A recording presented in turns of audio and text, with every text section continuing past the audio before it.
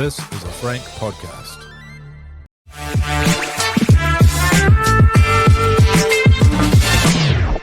This Warriors Life Podcast 2025, episode 9, brought to you by King's Container Crew. For all your container packing and unpacking solutions, head to kingscontainercrew.com. They're all over Australia and New Zealand. If you want to gig with those guys, hit the Work With Us tab. Thank you to Kings. Thank you to TAB as well, the New Zealand TAB, supporting this Warriors Life Podcast in 2025 as well. A few of us probably did a few bucks with the TAB over the weekend, Brad. And brought to you also by Frank Podcasts. See the little watermark down in the corner, Brad? It's a new addition to the video pod this week. Pretty nifty. Yeah. Did you draw that on? Is it a sticker? Yeah, it took bloody ages to get its tiny little sticker onto the camera, and so it would be very still. Good to see you, man. Yeah. Fuck, it's been a few days, hasn't it? Oh, Jesus. Wasn't that an awesome Sunday, eh? Fuck me. I tell you, I'm glad. Geez, the strip would be a lonely place wearing a Warriors jersey Sunday night New Zealand time, wouldn't it? Imagine how far away from home you'd feel. Yeah, be pretty deflating, although I have to say I felt pretty deflated, being day drunk at 3 p.m. on a Sunday and fucked off. Tally's just left my house with the bragging rights, and here I am having to sit there in absolutely scorching heat and do some pretty unsatisfying player ratings. So, I was shell shock. I felt like I'd been on a Vegas bender just at full time myself. So I can't imagine how those poor 9,000 supporters that travelled over felt. It was horrid, absolutely horrid. That's why I went to put on my Warriors Life standard issue staff uniform today. And then I seen the old Rancid one there, and I was like, "That's a bit more apt for this episode." Rancid, out come the wall. Oh, is it Out Come the Walls? Yeah, far out. That's the album. Jeez, everyone's getting stuck in, eh? I had some mates sending some pretty ludicrous texts at the end of the game, like, "Gee, just take an hour, mate. Go for a walk or something, bud, and then have a think about what's coming out of you." Jeez, voice messaging too. That's how typing wasn't good enough for them. Wow, they wanted you to hear the fury in their voice. Yeah, it's disappointing though, isn't it? That is so disappointing. Yeah, so disappointing. Speaking of merch, Brad, if you want one of these This Warriors Life t-shirts, they're up for sale now. thiswarriorslife.digitees.co.nz. Plenty of different options there. Hoodies, crews, tees, all that gear. AS colour, etc., etc. We'll put the link in the show notes. Although, after that sort of round one performance, not sure, how many people. I bet your merch sales are down a bit this week at Warriors HQ. Yeah, it's not beneficial for Warriors podcast, is it? That sort of dour performance, not really going to drag more people around. Far out. They've got to be careful this year. They've had a lenient. Everyone's pretty lenient. Yeah, they were pretty lenient on them last year, so they need to fucking really prove themselves. Yeah, absolutely. 30-8 against Canberra. Could not have, defied our, I'd just say, moderate expectations for a decent performance. I mean, I think we were pretty hopeful of a win. Could have copped a hearty loss, but they just showed nothing. It was dismal. They did not do anything to advertise the game. They got dragged 10,000 miles across the world to showcase a sport we're trying to sell to America, and then you get those maggots turn up and play like it's not even like it was them. I reckon we've got an MH370 friggin' missing plane. I don't reckon that was the Warriors. I reckon they're still just circumnavigating the globe somewhere, because they were unrecognizable, some of those players. Instead of Elvis impersonators, we found a bunch of Warriors lookalikes and trod them out onto Allegiant Stadium. Brad, we're used to round one disappointment. The Warriors have won only 9 now of 29 round one fixtures in their history. So, we're used to coming up with the L in round one. But usually, and even in some pretty disappointing results over the years, we're not used to being embarrassed in round one. And I thought we were humiliated out there. The only ones that really Yeah. spring to mind, I mean, 2020 against Newcastle, that was a blood river game, 20-0, but that was with the spectre of COVID looming over them and all the uncertainty that unraveled hours after the game. I had to go back to 2013-14 when we got spanked by the reigning wooden spooners, Parramatta, in both round one fixtures. I think it was 40-10 one year, 36-16 in the next. Other than that, at least they put up a fight. It can be shambolic, but there's, usually a lot of heart. And I just thought they looked flat as a pancake out there. Comms was awful. Physicality was just not there. And the Raiders just outplayed us 1-17 and in the coach's box and just everywhere.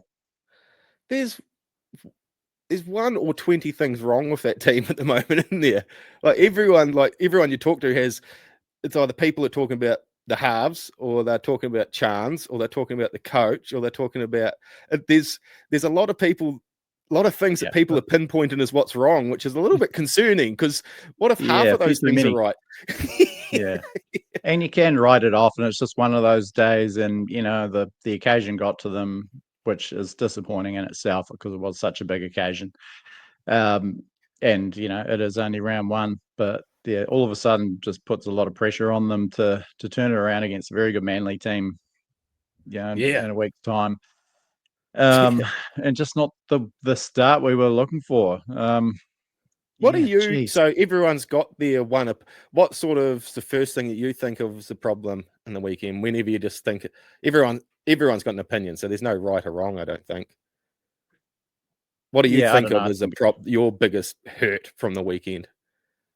Well, I think just what sort of seemed like a lack of effort. I mean, Andrew Webster says we're never going to be beaten on effort. That was one of his catch cries when he sort of came to the club, and that's what underpinned that amazing 2023 season. I thought that fell off a lot last year, and it was sort of explained away by injuries or narrow losses, which I couldn't really cop that because they blew a lot of big leads and they weren't beaten by better teams. They brought it on themselves. The games where they did put in the effort were the games where you could have forgiven them for throwing in the towel, like Magic Round, the final round at Cronulla. And then I think that sort of, excuse-driven attitude has maybe fed into this year because, I'm sure they thought they'd go a lot better than they did in Vegas, and it was awful.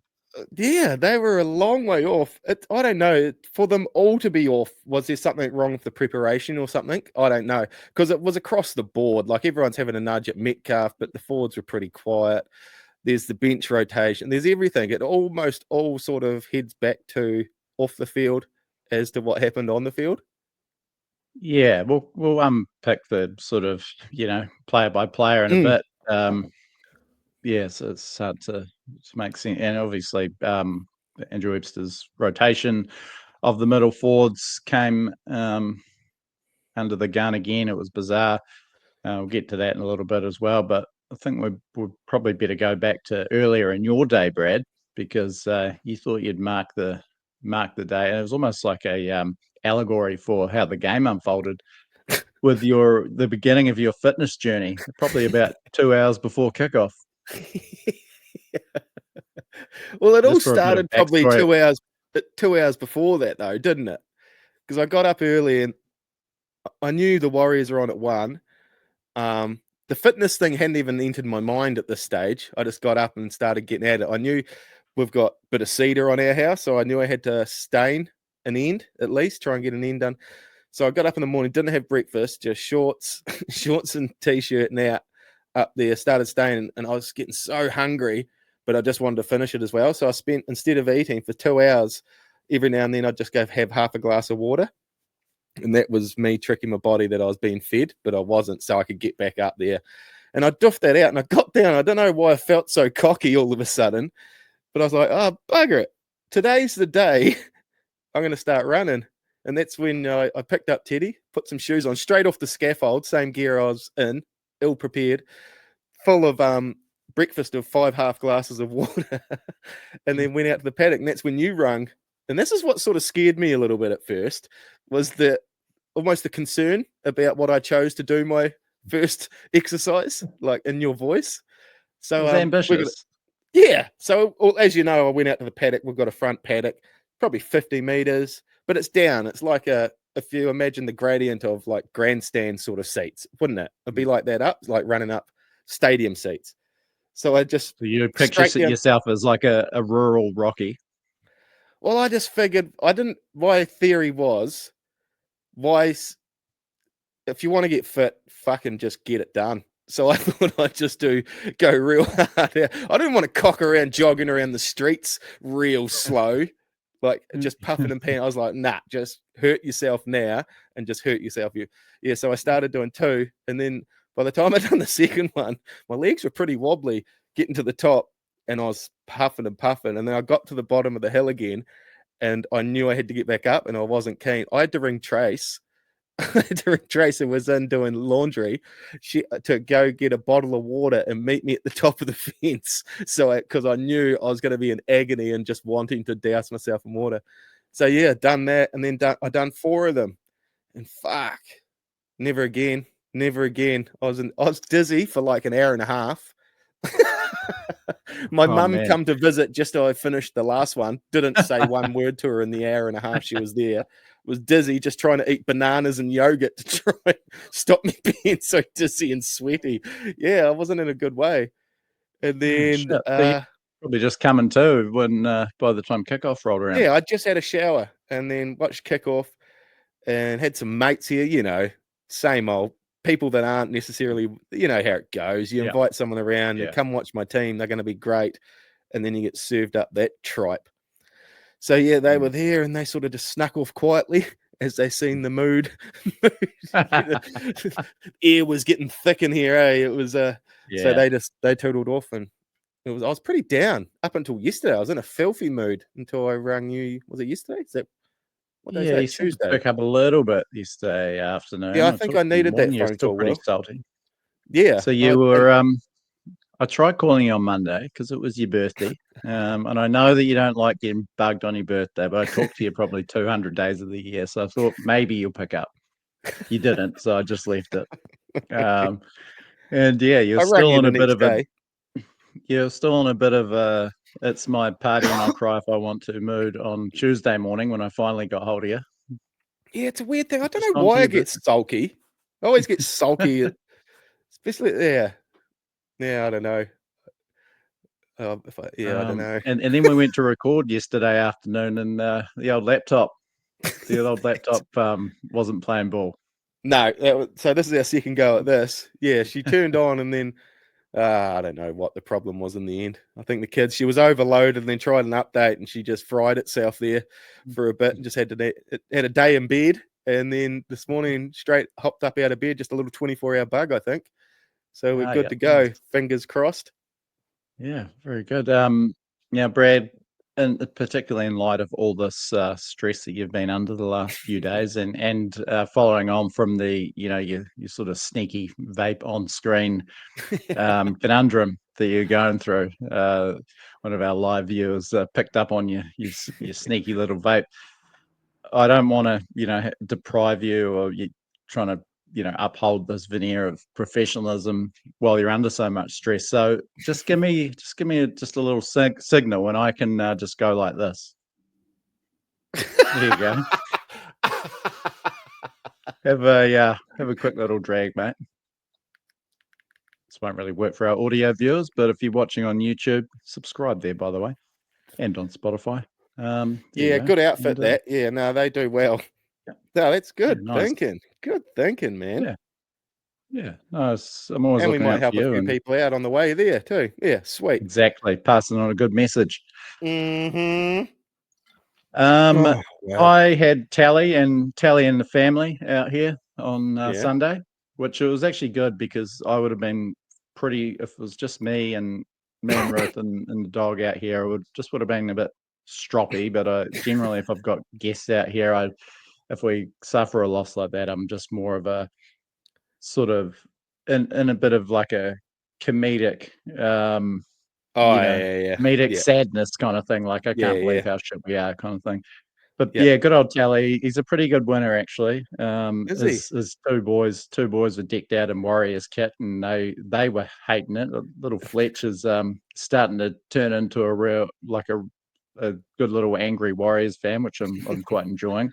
He was pissed off, giving it to his old man a bit, and he wasn't giving too much back. But I don't know what the car ride home would have been like. He was probably raising shit out of them, but no, it was good. It was good to have Tally out here. He was in his bright green Raiders jersey Oh, and wore it with pride. we all thought it was going to be such an occasion, this game, eh?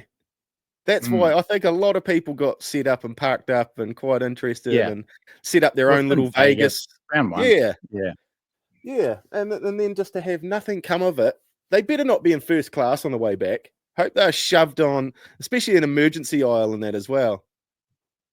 Put them to work if something goes down. yeah. It was pretty tough, as we said, Brad. Statistically, the second worst round one loss in their history, second biggest losing margin to start a season. Yeah, not a lot to like about it. The pockets of good play were few and far between, and usually surrounded by some pretty sloppy efforts. Yeah. Yeah. Why do we struggle so much? Teams seem to find it easy to get momentum against us, eh? And we struggle Yeah, to get the momentum back. And when we do, we hand it over. Why can't we hold on to momentum when we get it and also struggle getting it in the first place? they dominated us physically. We've got Yeah. obviously no Adam Fanua-Blake. We've got a small pack, despite what the Australian pundits can't help themselves but say this big Warriors pack when Nukore is our biggest forward at 106 kilos of the Yeah. forwards that we're playing on the weekend. We've got a pretty compact pack. I thought it was an absolute bludger of a game for 20 minutes. Like, both teams were fucking awful. Mistake-a-thon. It was Yeah. the ball was bobbling all over the show. It's like, man, this is a poor advertisement for the NRL. And then, Raiders got a try. Ali Leatawa got tripped over looked like he's tripping over those tent ropes again. Sebastian Chris going over pretty ordinary effort from Tane Tuapiki to try and stop him as well. And then the changes started. Still only 6-0. 22nd minute, Aaron Clark on, Mitch Barnett off. This is also after the late change with Jackson Ford promoted to the front row, Barnett to lock, which was unusual. So 22nd minute, Clark's on for Barnett, even though Barnett starts at lock but still goes off at around that 22-minute mark.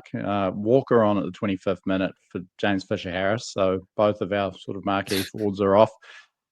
And that's the way it stayed. So Clark, Walker, and Ford. Ford plays the first 51 minutes. And during that time, before Barnett comes on for Ford, scoreline goes from 6-0 to 22-4. We've just really struggled to hold them through the middle or get any sort of decent go for it ourselves. We had definitely had enough scoring opportunities, but once we got down there, we were very sideways and did not play to a narrow field. That's for sure. When did lateral. Fisher-Harris come back on? How long? So they were the first two to take off, and then you're out there with Jacko Ford and Aaron. I never noticed. I've been pissing and moaning about the back end of the game interchange with Lecker and Dimitrik, but I hadn't thought about the front end. Yeah, so Halasima came on for Nukore in the 55th minute. That would have been just around about the time, or maybe just after the last Raiders try. The last Raiders try to Timoko, was it? And then it wasn't until the 59th minute that they put Fisher-Harris back on and Clark coming off. Jesus. Vaimaunga came on for Capewell, and we'll get to these second rows in a minute, in the 67th minute. So Vaimaunga is a beast, and they didn't chuck him on to the last 13 minutes, which is crazy.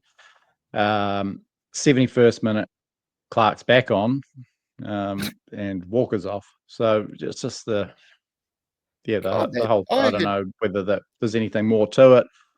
Fonz is pretty keen to just sort of take a beat and wonder if there's sort of a bit more to that rotation. But there was some games like this last year that baffled the fans, and this was right up there with his most confusing rotations. I mean, to have your three smallest sort of middles on the field together for 26 minutes or whatever, and you're getting pounded. Yeah. How does Jacko Ford all of a sudden play 51 minutes? Like, well, that's yeah. Like we were like in trials, there was no suggestion he was playing. He was even going to be sort of making the 17, let alone playing 51 minutes. Exactly. I mean, and I thought he worked hard, but he's traditionally a edge forward anyway. So to soak up all that work, he looked gassed. The Starling break, he had his back turned trying to get back into the line. He looks bigger. And then they just kept him on till the 51st minute, by which time we were cooked. It was 22-4. Just bizarre. I can't believe we were without Fish and Barnett that long in a game that was surely Barney was carrying an injury or something for him to be. That's a crazy. Oh, out of it. Yeah, geez, the mind boggles with this one, doesn't it? It was I'm so sick of, and I reckon this is what it's at least you can get some fun out of a shit season. The rate, how often we rate as the dullest game of a weekend is amazing. Watch a round of footy and we see how often we're revolve. What am I trying to say there? How often we're involved in the biggest dud of a game visually. We're there. We're a boring team to watch, and they can handle being boring if you're good and taking it down to the wire. Boring and shit. Not much fun. Let's whip through the team, Brad, because we're jumping all over the show, and I think people there's you bloodthirsty creeps out there are just waiting for us to get the brain's just so busy with this one, though, isn't it? It is hard to. Yeah, we should probably have waited for Fonz, who I didn't even know about this until Monday, but he's gone to Hawaii. I don't know if this was like an emergency trip. He just, it's like, fuck this. I'm off to Hawaii. That was awful. He's just gone over to catch up with old Richard Agar, I reckon. They're just going to stop off in Hawaii and just do a quick decision to get over and just catch up with Richie before he gets back to New Zealand. So we might hear from him later in the week, and we probably do need to hear from him to sort of put all these thoughts in order, but we will whip through the team because there's just so much to talk about right through the lineup, starting with number one, Chance Nickel-Klokstad. Have you seen him play a worse game in first grade? No. It was bizarre. I felt a bit sorry for him with that penalty that was overturned. You don't sort of see the player in the air get penalised too often. Like I could have lived with play on there. Yeah. Rather than, obviously you didn't get tackled in the air, but was it a penalty against him? Does that get ruled the same way every time? Anyway, it totally shook him because every other time he's reaching for the heavens with his ass planted on the ground just about, looking very, very shaky, and it all came to roost early in the second half when he absolutely bottled a high ball with Hudson Young bearing down on him, and Sebastian Chris goes over, and it's pretty much game over by that stage. So, he's gonna put a target on himself. So, it's a shame because he's so epic. I really want him to find another position so it lengthens his period at the club. Because if he stays as a fullback, it'll be like what happened at Canberra. They'll get bored of him and just need something a little bit more at that position, and he'll get arseholed out. It's like a little bit of irony there that that it was against Canberra that sort of ruined his potentially ruined his awesome fullback prospects. It was Xavier Savage, I think, that took over from during that 22 season. He's been eating well, hasn't he, old Savage? Yeah, but geez, he's a good player, probably the Big best on the size now. field. But the things that you rely on for Chance is safety at the back, which was not there, and also his work rate. And he ran for 78 meters. I mean, he wasn't pushing up, taking that third hit up in a set, sniffing around the ruck. He was just a non-factor. Yeah, he was. And yeah, when you've got a halves combination that's finding their feet and maybe struggling for options, having a fullback that is a bit of a ball player, with a bit more playmaking instincts, is going to end up being a better option, particularly if you're not getting what you usually just rely on from Chance. He's a 200-meter a game player, any other week. So yeah, that's bizarre one for poor old Chansey. You can't be going too knee jerk after that when every single one of them played like shit. But I've got a theory. I had a shower thought about that the other day in terms of that fullback not working or people thinking it is working. He's worked. Everything works about him, but it's just not enough in the modern NRL, I don't think, what we get from Chance. Yeah. I'd love him to go to, I'd love him to play centre, and I'd love him to do good, and then that extends his career in that position. Fullback's a young man's game. And look at some of there's not many old fullbacks, is there? So I reckon lengthen. Unless you're an absolute legend like a Tedesco. Yeah, exactly. Such an all-round player. But then I'll be doing like a bit of a Scotty Drinkwater setup and shuffling a Metcalf who obviously can organise, but maybe isn't good enough to organise a whole team. I think you need Rog on a wing.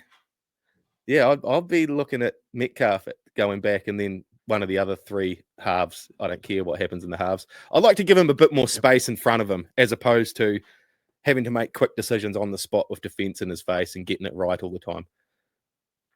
Yeah, I think it'll be a long time before we see Metcalf sort of tried back there. But I do see definitely. He does has a bit of experience there too. That's kind of why I sort of rate Tane Tohu-like as my preferred fullback, I think. Speaking of, he was pretty quiet on the wing. He came in for some work. A couple of bad moments. The tackle on Chris in that first try, a stupid stripping penalty in the first half as well. Fairly forgettable game. Roger, best player on the park for us, I thought. Looked pretty dangerous. Big meters. Very well taken try.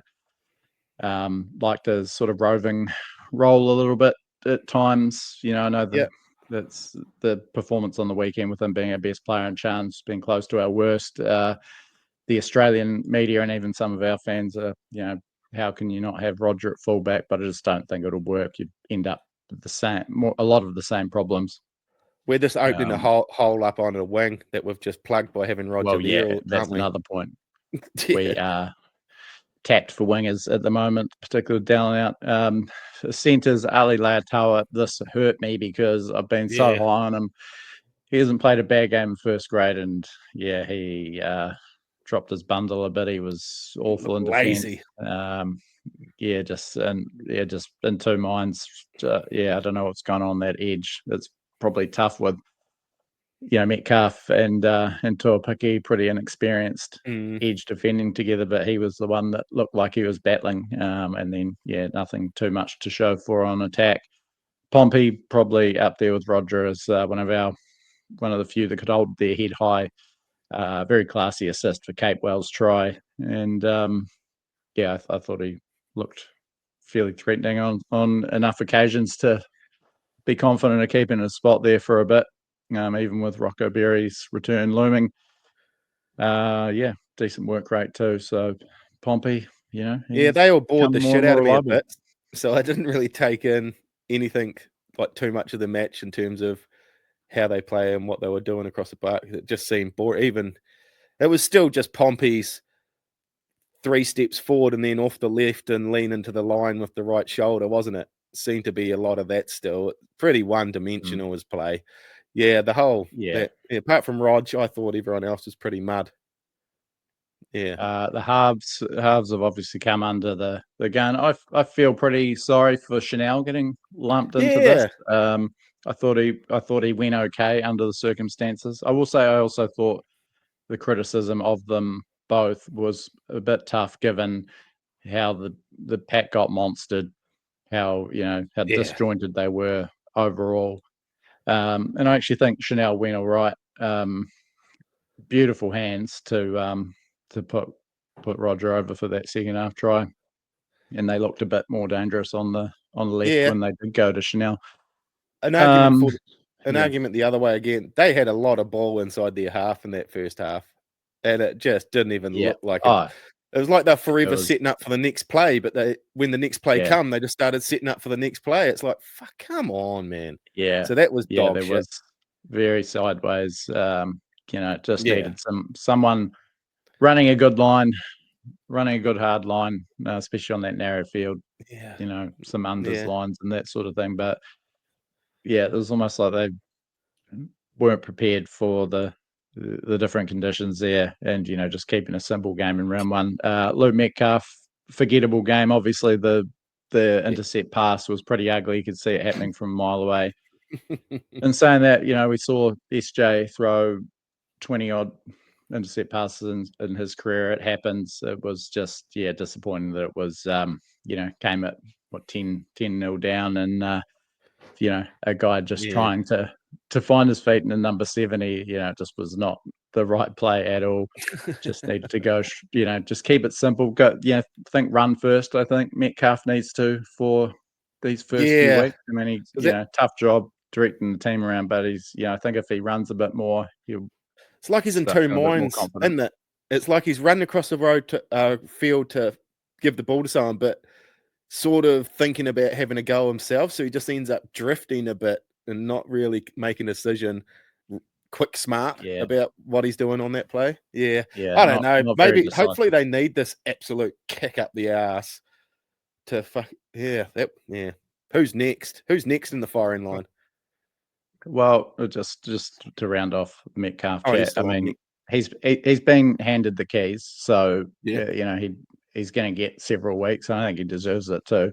And deserves at least a couple of games, whereas Fords get an even share of the meterage and all that. I mean, it's just tough to judge him off that one game when the whole team was pretty poor and struggled for go forward. Kicking game was pretty average at best. It's hard to tell whether it was just a poor platform or whether he just because he looked pretty good in the trials from that standpoint. But big game for those two coming up against Brooks and Cherry Evans in a week's time. Puts it in perspective, and man, it's a long way out of this. Talked about these medals. I thought James Fisher-Harris got stuck in. We got what we thought we would from Fish. He's not Adam Fanua-Blake, as we saw from the next game with the Sharks playing Adam getting 190 meters in a blockbusting try. But I mean, he's not going to let us down. Just have to shore it up in other areas, and Jackson Ford at prop is probably not the player to do that. That's fucking odd. So odd. When it's all been banded, they've been on the posters, all the posters and everything coming up. Those two phases, and everyone talking about our starting props, and then you put Jackson Firkin Ford out there. And I think it sort of unsettled Barnett to a certain extent. I thought it was one of his poor games since arriving at the club. Worked hard in defence, but pretty ineffective with the ball. That that chip kick in the second half that did not seem like a guy that had his head in the game. That was horrific. And then I thought Aaron Clark was pretty good, despite getting demoted from the to the bench. Led the Fords with 130 meters. A couple of poor misses in defence. Miss on Tamale as he made that long break in the second half, but in the end I thought he was not too bad. And then the other Dylan Walker probably improved the ball playing out there a bit. Had a hand in that first try. Worked hard, nothing to complain about there with Dylan. Nah, he was. I think he was fine. I feel sorry for Aaron Clark. Again, he's probably thought he was going to be the starting lock all preseason, and then come off a bit. It's like, it's confusion from the top. I know they were shit house as well. Yeah, Wade Egan, so tough game for a hooker, especially a hooker that's not quick and not robust. It's hard to expect him to turn it around. He's obviously a very clever hooker, and I thought he did some good things in attack to try and turn the tide. But compared to your sort of chunkier hookers like Grant and Reece Robson, or his opposite Starling, who's just got that electric pace, it was always going to be hard for Egan to turn that game on his own. And I don't think he did a lot wrong, except for getting called out not square for Starling's break there. Yeah, I was a little bit gutted. I'd have loved to seen a Sam Healy try and change pace, and when it was going that way, I was a little bit gutted that. And I know there was no room for him with the team we had, but I would have liked a Sam Healy. I would have liked it because it wasn't looking like an Egan type of game. You know what I mean? It was sort of, there was not much he could do about it, bar try and get the troops he needs to be going forward. I wondered if Healy, he looks a bit slippery out of the dummy half, and that he might a bit of a fresh injection out there. Yeah. But alas, it didn't happen. Yeah, 50 tackles, and geez, that's a lot of work for little old Egan. He's got to be careful. He's just a wee fella. He looks dwarfy. He got through the 80, so that was good to see. The second row. This is as the days have worn on. This is probably the area that is still grinding my gears. Kirk Capewell, Maranta Nukore, both very poor, I thought. Capewell, 8 missed tackles, only 4 runs for 23 metres. I mean, with his highlight being doubling around to Rogers' wing to score a try. What was he doing out there? It's a pretty ordinary shift.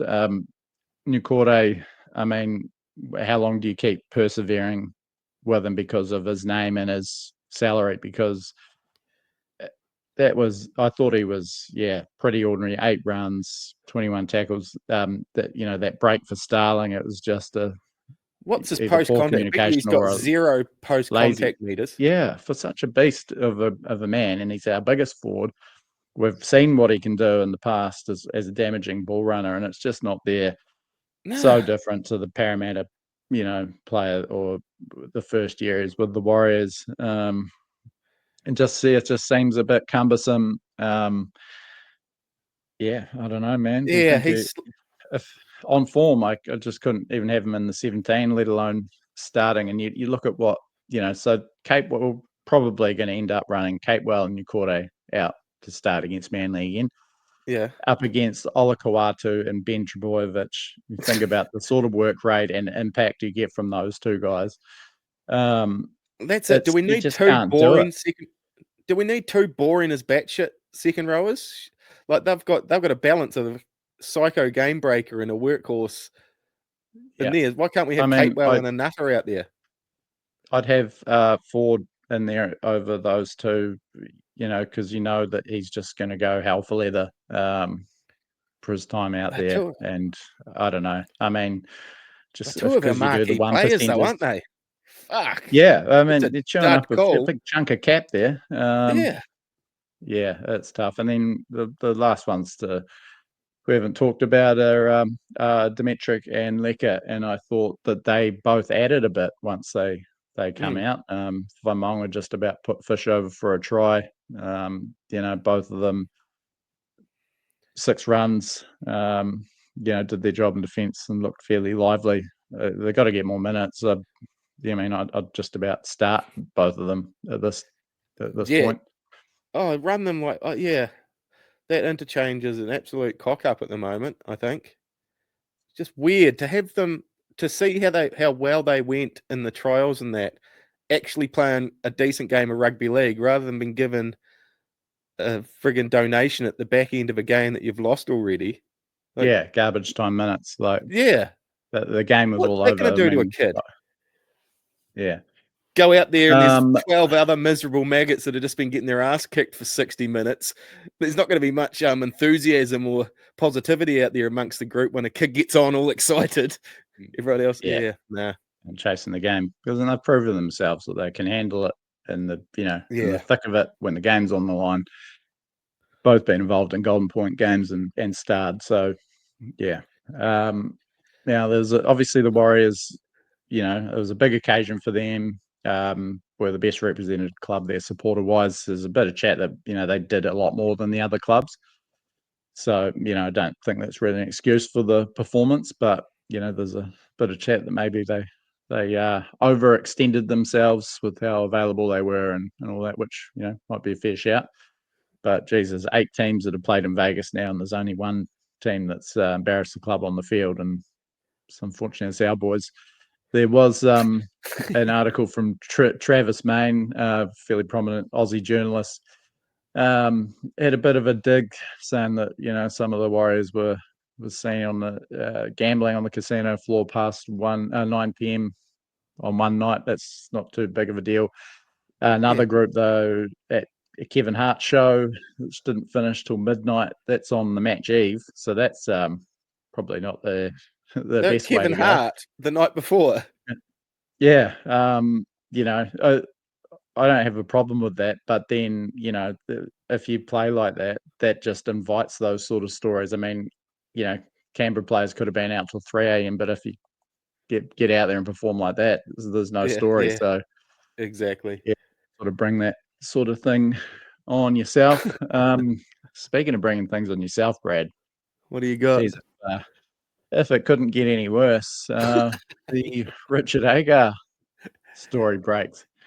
Now, the investigation's still ongoing, so I don't want to say too much or sink the boat in too far until we get all the facts. And he's fairly bullish that some CCTV footage might bring things into a bit more perspective. But geez, everything that's all the reports don't sound good, and it's going to have to come back a long way from what was initially reported to not think that he's really fucked up here. How did it happen in 10 minutes of it's not as if it was in a bar afterwards. Like, how does he find time in the halftime break to then go, to get angry and do whatever it's allegedly done? So he's I don't know if you call him a victim of circumstance, but the unique situation where the coaches have to go through the media area effectively to get to the sheds from the coach's box, which is then that's not how it works with the NFL team. His old mate had a chip down the sideline. Well, yeah, I mean, and we'll see. There's obviously a little bit of hostility there, I guess, and we don't know if this journalist has chirped and Agar's sort of, it's just he's seen red and had a crack, or if he's actually even touched him, or if this verbal spray is as bad as it was made out to sound by Phil Rothfield. But some outlets are saying, I don't think it's choke's pretty hard out, eh? Like, you can imagine what a journalist grabbed him by the throat is what was. You're not talking alleged. Homer Simpson and Bart just throttling this guy. I bet could have he just bumped been his throat or something at some stage. Straighten up his skivvy or something like that. Yeah. But your team's getting pumped at 16-4 on a massive occasion, and that's your priority is getting. He's obviously got involved in something, and unless this journo is really fucking got stuck in, which I find it hard to believe, that there's just no real excuse for it. That's Richie so just had a fucking gutsful, eh? I've had a gutsful of you prick, and throttled him. So apparently there's a bit of bad blood stemming from his time in the Super League. An article that this fellow wrote, saying he should be sacked, and it sounds like he wasn't too far off the mark because he did stand down in March of that season. So Anyway, we don't know the bad blood behind it, and I'm sure it will all come to light. And the Cameron George and Richard Agar, seem pretty keen for this investigation to run its course before having their say. But yeah, the whole situation's bizarre, and man, it was just the last thing they needed. I tell you what the Warriors do real well is when it goes to shit, they make sure it goes to shit proper, eh?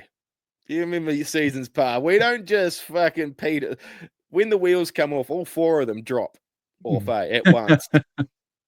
You think the Matt Lodge, Robbo fiasco. You think 42-0 on Anzac Day back in 2015, and then was it 2015, and then a few of them go on a bit of a Red Bull and sleeping tablet bender. Yeah, we make sure compound a bad loss. They do. They do. Oh, Richie be a bit quiet for a couple of weeks, won't he? He'll be on his best behavior. So, but yeah, very interested to see the outcome of the investigation. And I tell you who else should be hoping that this, comes back looking a bit more favourable for the Warriors and Richard Agar is Cameron George. And, we appreciate Cameron George's access and coming on the show, but geez, he's come out firing, and the journalist has asked not to be named. He hasn't gone public with it. Mate, it's probably obviously, it has something to do with the complaint, but it was Rothfield and Daily Telegraph that broke it all. And that's why it's sort of blown up into a story. Cameron George has named him in a club statement, saying John Davidson of The Guardian. And when he was queried about that, about naming him, he said, "We don't play that," this is quoting Cameron George, "we don't play that game. We're transparent. He wants to make the allegations and the complaint, so I've got no problem naming the person. We're investigating it thoroughly, so you can't just throw a grenade and then just run off into a dark corner and be hidden." Well, if that doesn't sort of sound a little bit like victim blaming, this is a complainant. What if his player got into a altercation with a member of the public? Would he name the member of the public? I mean, yeah, it just seems an odd when you're already under the gun, unless he knows something already. Yeah. And so wait to see how it plays out. Wouldn't mind seeing the CCTV footage. Like, it would be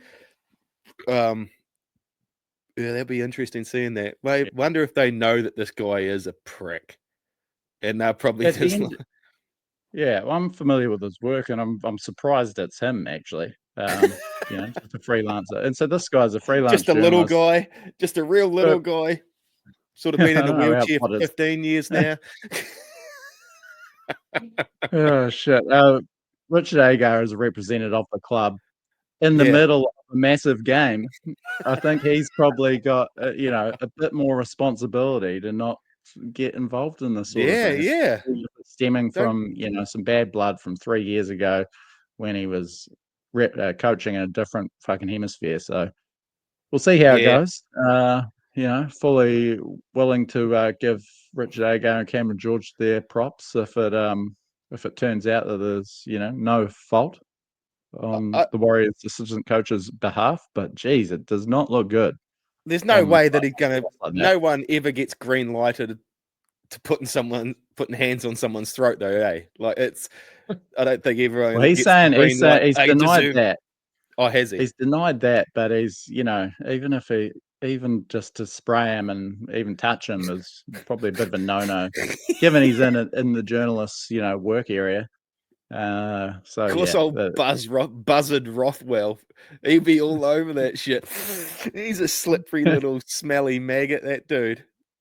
Yeah, I just wonder, would he have done the same to a high-profile journalist like Buzz, where he knows that it would just explode, or has he just sort of seen some low-hanging fruit? But I don't know. The whole thing is so bizarre. He'd be cheering him on if it was Buzz. If he had throttled Buzz Roswell, he'd be getting carried on shoulders through Auckland Airport.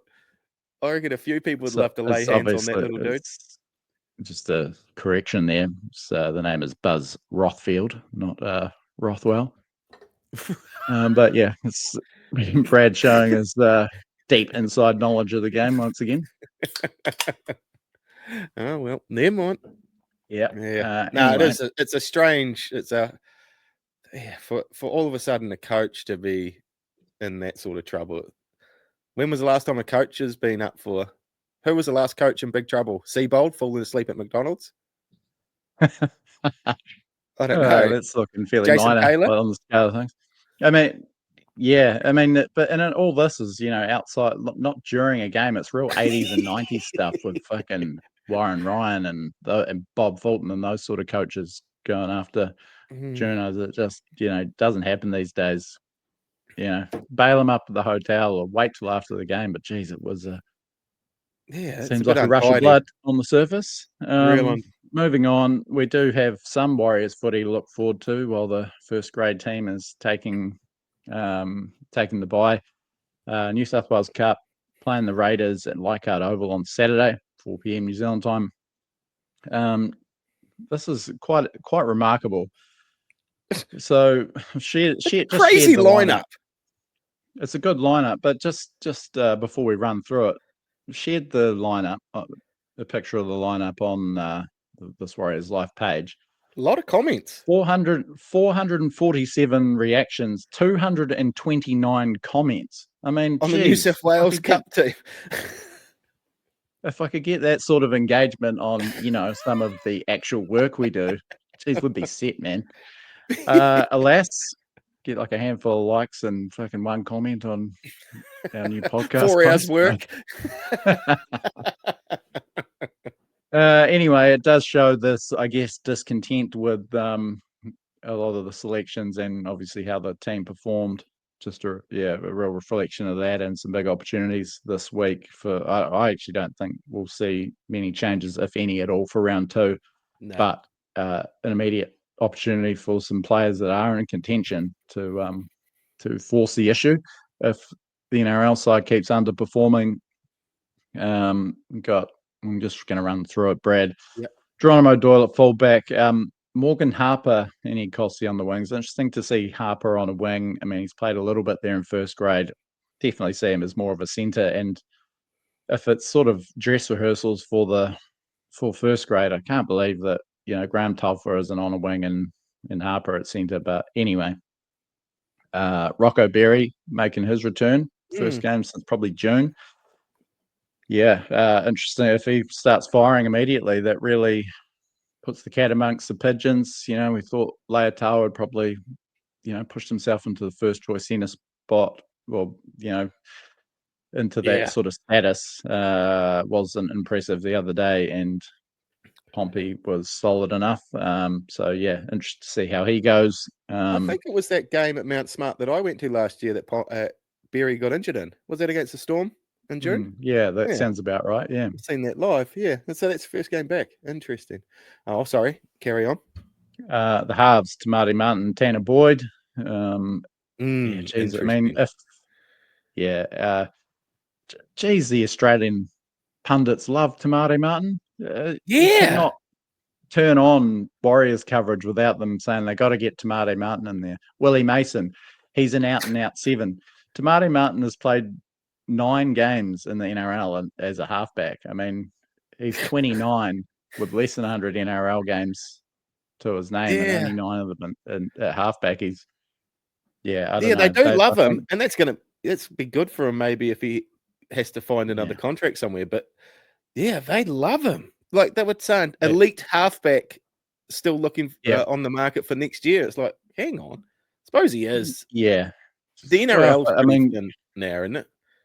I know, but for a guy that has been around that long and he's kind of given the number 7 jersey as an afterthought when Johnson went down last year, and all of a sudden he's how can they leave him out? No long kicking game, and some pretty ordinary performances in the 7 last year, as well as some very good ones. Whether he can oust Chanel for that number 6 jersey, we've talked about that ad nauseum. That would prefer Chanel and what he brings to the side, and that Tamati can really go missing in games at 6. Tanner Boyd, though, is the one that I'm more interested in to see how he goes. If he's the only, player that I would say is a genuine 7 at the moment out of the 4 of them. And if he starts, running that show, he's got a good long kicking game. If he starts carving up and showing he's, a level above New South Wales Cup, and Metcalf keeps struggling, you do wonder how long it is before he forces Webster's hand. So he's big first game for him.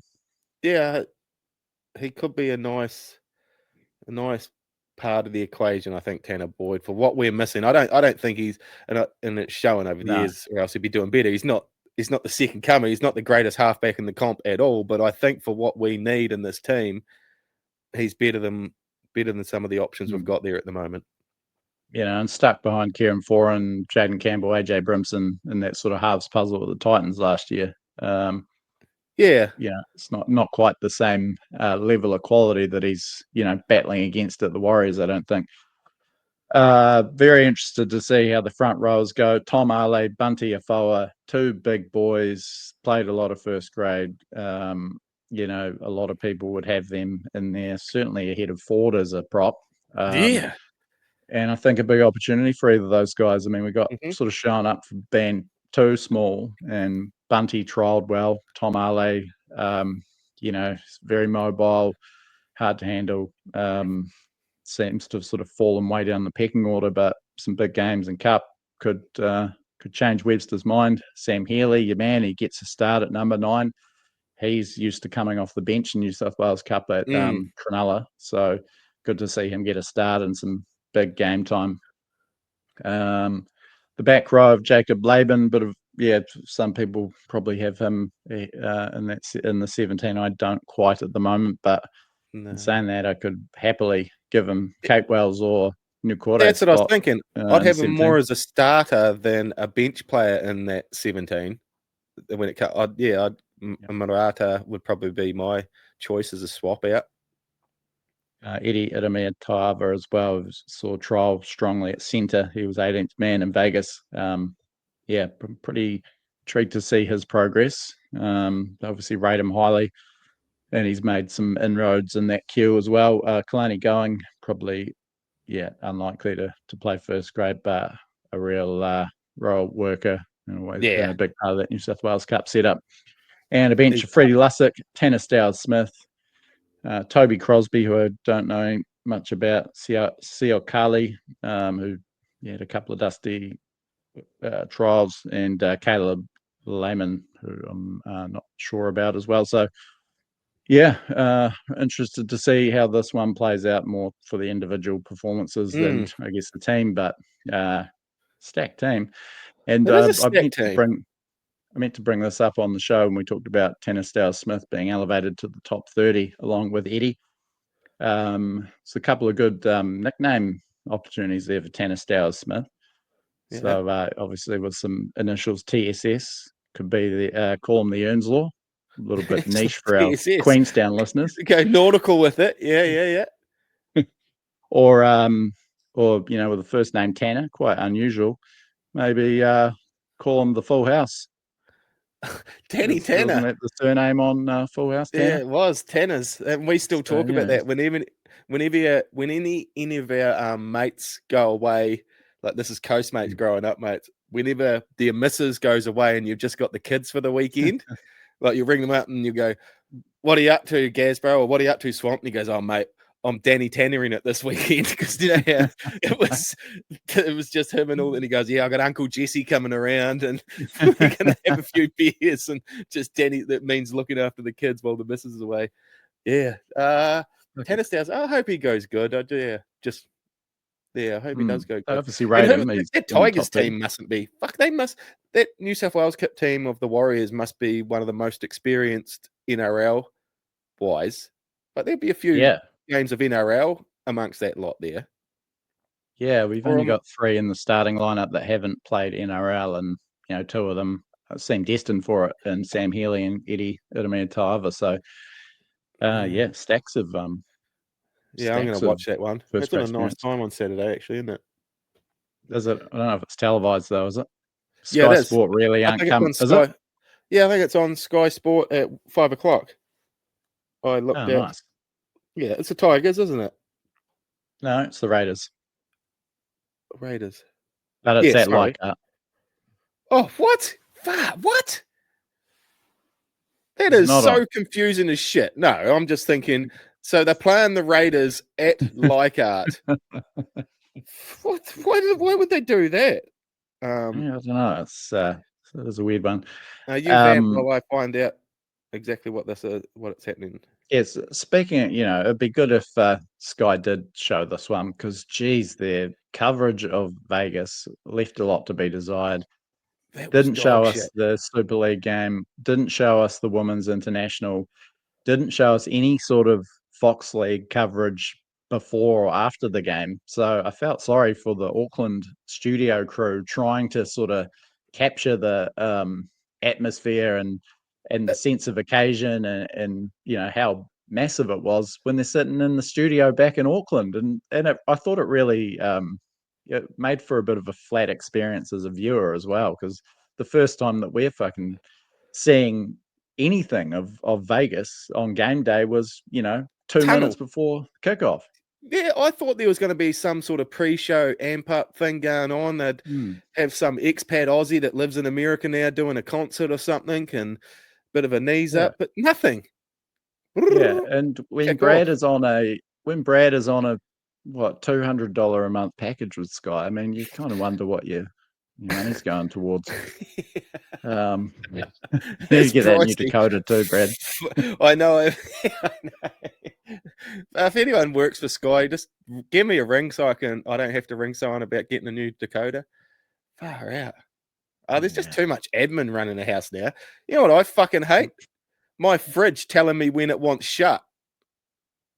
I hate how even a fridge has power over me under my own roof. I'll be sitting on the couch and the door goes beep. Oh beep. man, It's like you get. I'm sick of that. Yeah, that's tough, and it's always just after you sat down. Yeah, Murphy's Law. Yeah, Murphy's Law. Yeah, but it doesn't stop. It'll do it again a minute later. It's not as if it does it once and then I'll get it soon. Nah, it has another nudge. It taps you on the shoulder again 2 minutes later. And if you keep ignoring it, then it just starts going off like the house is on fire. I go outside. I was unloading the groceries yesterday, and I came up here to try and get that computer going. And I went back in. I'd left the fridge ajar, obviously putting away some milk or something, and it was in there. It was just full panicking in there. Like, calm down, bro. Wonder how I can take the beep out. Anyone work for Fisher and Paykel? Listening. So I need a Sky person, Fisher and Paykel. What else is going wrong at my place at the moment? I need sorted. Well, what's left in this firkin round, man? That's all I got, man. We might, as I said, we might hear a bit from Fonz poolside later in the week. So stand by for that. I'm sure he'll tell us that he did actually send me some messages yesterday. I forgot because we didn't end up recording yesterday. His messages for everyone were, we need to start by recognizing we have incomplete information. There may be reasons for the team changes and bench rotation we aren't aware of. But based I think on we sort of alluded to, we got that. I think we got that question right. Yep. But based on what we can see, I'm really concerned that we haven't got a game model that suits our squad. That's probably a fair concern. And to finish, it's only round one. So let's not light the torches and grab the pitchforks just yet. Absolutely. And I know all these guys that got selected for round one got selected for a reason and deserve at least, another chance or two. But yeah, it is. It's hard to take when you got a Warriors podcast and wondering what the hell you're doing with your life because your team's just got pumped 30-8 by the Raiders. Yeah. Tell your missus, I'm going to go spend another hour, just record another podcast about how we lost this weekend. It's hard for them to stay positive about me doing this as well when the team's going bad. Yeah, There's lawns to mow. Exactly. And I'm talking about a team that lost. It's good fun to tell people, particularly if they're not really league fans or just casuals. Yeah, I know. Got to watch this podcast. Have you done any research? You got to what? Yeah, Warriors podcast. It's nothing. Don't worry about it. Have you done any research to see? Are any clubs thin on podcasts? Yeah, we should. I think we should shop ourselves around. See if there's a bit of a hole in the market somewhere. Yeah. Nah, we'll never stop. This is when it gets fucking entertaining. People start losing their minds, start panicking. Yeah, running out of stores, arms waving. Yeah, nah. This is it. No, we'll be back. We're locked in because, of course, we have the wonderful support of the likes of King's Container Crew, who we love, New Zealand TAB, our superb Patreon supporters, you listeners out there who turn up every week as well. It's just what we do, eh, Brad? Apologise if it sounds. We're just so confused at the moment. This is. I feel delirious. I tell you what, you're getting a lot more of a at least an OL vibe than you would have if we'd recorded on Monday or Tuesday. Those 2 days of deep breaths helped, especially the mood. I was a wild bastard Monday. Or Monday I wasn't doing anything, but because I was hiding from the world because it was my birthday, and I don't want people to contact me on my birthday. But oh well. Let's see what next week brings, eh? Although, what do we got next week? What is planned? You're going to try and catch up with Fonz this week, and then next week, I suppose it'll be team naming, won't it? Yeah, we'll be back live on Teamless Tuesday, about 5:30 on Tuesday New Zealand time. Join us for that on YouTube, Instagram, and Facebook. Give our YouTube a bloody subscribe while you're there, would you? And we can see people are starting to tap away on the old Instagram. They're getting the hint. So there's a few follows on there coming in. So keep it up, people. Try and wrap that up. You might be able to get your new pair of pants later in the season, Brad, if things keep trending. It's funny you say that. Trajectory. Got my first pants search 2 days ago. Yeah, looking for. I don't know what I'm going to wear pants-wise this year. Don't know. Do I go full just baggy cargos like digi that urban camo, digi print, real baggy ass. Yeah, I had a hell of a time about maybe 12 months ago, where fashion, because I've been in the same, because I'm old now, I've just worn the same for 20 or 30 years, but I was in the fashion cycle where what the kids were sort of wearing was what I was wearing. So I was in a bit of a problem where it looked like I was a dude trying to keep up with fashion. But then it got worse 6 months later, because now I look like an old boy 6 months behind fashion. Yeah. You know weird, what I mean? No one really prepares you for this transition. No. And then the young kid's wearing the same as what you're wearing, but it's because it's too quirky. And no, we're old, man. I was 45 on Monday. Shit, I'm a sprightly 43 still, so I can give you some tips. Are you? 45? No. Oh, well. Yep. That's us, eh? Shut it down. Yeah, things to do. Yeah. Righto, everyone. What was my sign-off phrase? Until next time, look after yourselves and each other.